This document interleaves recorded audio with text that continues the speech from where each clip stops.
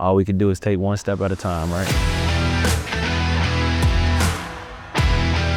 One of our speakers, Trey Lewis, really hit it best, and he talked about the difference between success and significance. And you can score 1,000 points, you can make a lot of money, but eventually all of that goes away. And the impact you make on people, especially young people, is something that lives forever.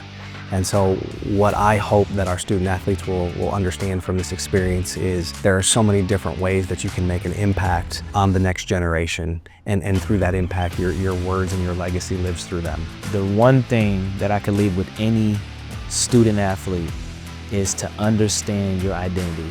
And it's not getting caught up in what you do. It is knowing that first, you were created with a specific purpose in mind from an amazing creator. To know that your performance doesn't dictate who you are, that you're loved no matter what. And when you play and operate and perform from that place of peace, then that's when you're truly successful, because you're not playing for the results. And I wish I knew that during my years as a high school athlete, because I was playing with all the pressure. But now I play with peace because I know who I am. When you have a plan A, you can't always go with your plan A because it's never going to work out. You need multiple plans throughout your life because the first one might not go as planned as you think.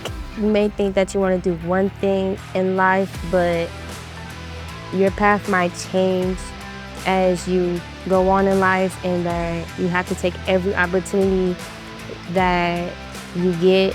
And I didn't have opportunities like this to hear from other leaders and professional athletes and people that I would aspire to be like when I was that age. In life, you gotta take advantage of any opportunity you get because you never know when you're gonna get it back. So some people, they may give up on that opportunity. You gotta keep going. What I learned today is to be successful in my career and pursue different opportunities. They were very inquisitive, they asked great questions, they were engaged, they seemed to have learned a lot from the things I had to say.